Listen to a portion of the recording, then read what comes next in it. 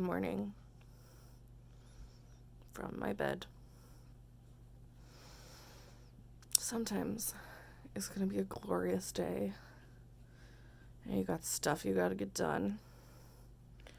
And you know you want to have good food for dinner, so you have to set an alarm on a weekend to prep a crock pot meal. Let's go. Or like, fine. Step number 1, wash your hands. Step number 2, get yourself your handy dandy apron. Got it. Step number 3, get yourself a beverage. I'm not doing that part yet because this is just the early prep part before the prep part. I'm not doing it yet. Get a drink if you want one. It's early. We're gonna make buffalo chicken chili today. Yeah, I'm in my house coat. Okay, let's go. Technically, the recipe I'm gonna use and tag on the YouTube video will call for 3 chicken breasts. I only have 2.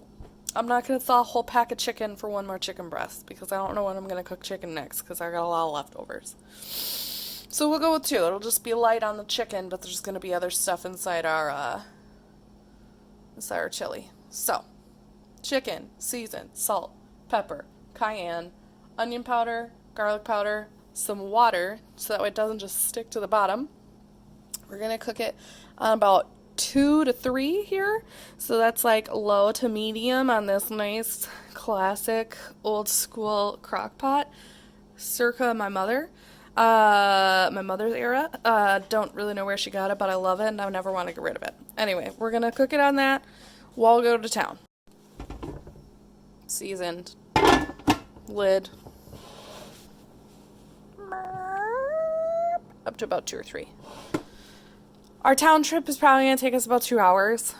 I just say keep an eye on your chicken over time. Once it's cooked through, you should be able to shred it up. And I am pre-shredding my chicken to go into my chili. We're dressed now. Coffee in hand. I'm not doing tea because I'm not going to have time to sit around and drink it today because we're going to town. Let's talk about going to town. We limit our trips. First of all, our town is about 10 minutes from where our actual house is. And town that has like more than just a gas station and a grocery store, and our grocery store is real small, produce not great, is about 30 minutes away. So we already limit our trips. That was normal for us. We have since even further limited the trips that we take to town. We are preparing for spring in the north, which means people will be coming to the north. And that's great. You have cabins, there's resorts, there's fishing. I totally get it. You want to come out, you want to go fish, you want to do all these things. It also means just more people congregating in a different area.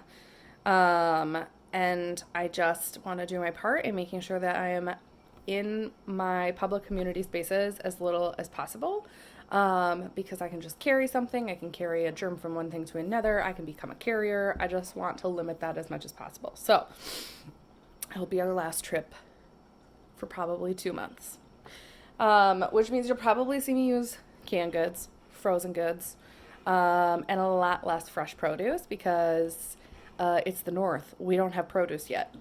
It's too cold still. It's early in the season. There's nothing to harvest yet. Unless you've been growing plants through the winter, like indoors or in like a heated greenhouse, which we don't, and we haven't been. Yeah, we're gonna be low on fresh produce for some time. So we're gonna pick some up that will last us the smidge of time, and then we'll use frozen and canned from here on out. When we go to town, we try to maintain the rules and like suggestions from the stores as much as possible.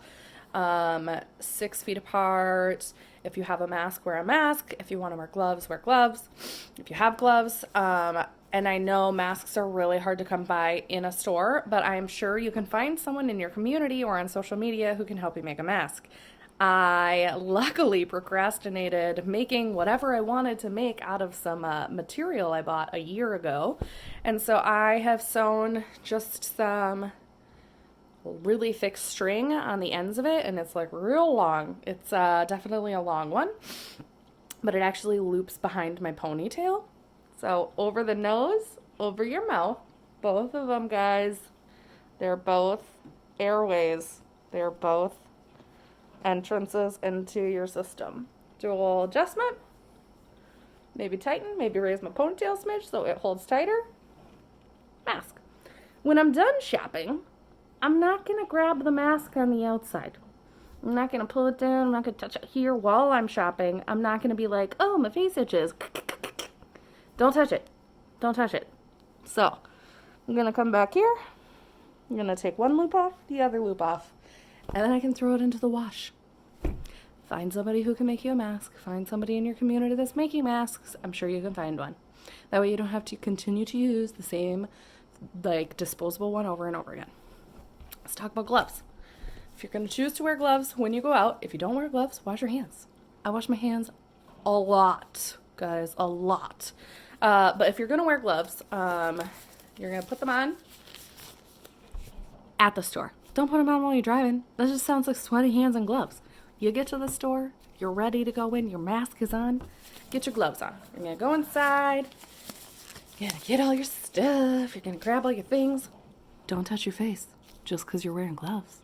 The outside of the gloves have the germs. That's why you're wearing the gloves. I say this because I have seen many wear the gloves and then touch the face. What? Also, you get to the checkout, you got 2 gloves on. How you gonna get your money? The germy outside of the glove. Don't shove it in your purse or your pocket. Like, the whole purpose of the glove was to avoid the germs being on you or your body or your stuff. So, like, one glove, reach in, hook, pull. See how it's going inside out now? Inside out. You have a free hand for your wallet. Get your card out. Try and pay with a card if you can, because then you don't have to pass cash, which passes lots and lots of germs anyways. But try and pay with your card. And then, if you have to hit buttons on the keypad, you still have a gloved hand. You might need to put another glove on before you leave the store, and that's fine. Bring a third glove if you need to prepare for that. And then you get to your car. Don't touch the door handle. Don't touch the door handle with your gloved hand. Because again, the goal of wearing the glove was to not bring the germs home with you. So your other hand, again, inside, pull it inside out, boop, throw them away. Don't keep them. Don't reuse them. Just throw them away. And that's the glove and mask story, because I've seen so many people who aren't wearing their masks over their mouth and nose, or on their face at all, sometimes just around the neck. And I've seen so many people wear gloves and still touch their face and dig inside their purses. That's the tea. The chicken is ready to be shredded. It's been definitely a couple hours because we were in town, and they are ready to go, so I'm going to shred those. Then I will combine it into another crock pot. I'm going to do 3 of the 4 cups of this chicken stock. I'm going to do this entire can of fire roasted diced tomatoes, this entire can of mild rotel, this entire can of beans, this can of chilies, and then if you have frozen corn, you'd put the frozen corn in. I don't, so I'm going to wait to add the corn until I add the dairy, because if I put the corn in too soon, it'll just turn into creamed corn instead of corn bits in the chili. Let's combine it. Okay, the beans, so for transparency, I did add an extra can of beans, and I had an extra can of that rotel that's added in here, and that is for some spice. The seasoning that was put in here is onion powder, garlic powder, white pepper. At the same time the microwave was being used, so sorry, white pepper and salt. And then I forgot the most important ingredient, other than the dairy that's coming up. hot sauce because it's a buffalo dip. So we're going to do, it's supposed to be like a half a cup of this. I'm going to just do it to taste. So it's all mixed up. We're going to set it on low. We're going to let it go for 5 hours. And then we will add drained can of corn and then cream cheese and cheese, obviously. And we'll take it from there. In the meantime, I got work to do on other stuff in the house. This hair, like this, it is a resemblance of what today has been. We did a lot. Ran our errands in town. Social distanced as much as we could. Apparently, everyone thought they needed to be in town. Been working on the chicken coop for the baby chicks. And power washed some wood chairs. Put in a screen door. Fixed our screened-in porch situation. Yeah, been doing a lot. So, good thing it was a crock pot meal. The next step is my favorite step because it's all about cheese. Okay. Can of corn, as promised, is going to go in. This whole block of cheese, broken up into pieces, is going to go in. And then it calls for like a cup. I'll probably do more than a cup because I like cheese. We're going to mix it all. Boom. Stirred. You can still see those chunks of cream cheese. Those are going to melt. And then along with the cheese that I mixed in, and I'm going to do just a little bit more because I did add just a smidge more tomatoes. So it's a little bit thicker. So I want to, well, it's a little bit thinner because of the juice from the tomatoes. So I want to add just a little bit more cheese to thicken it up. And then on top, I'm going to serve it with green onion. Fresh from the store. Thank you, Aaron's.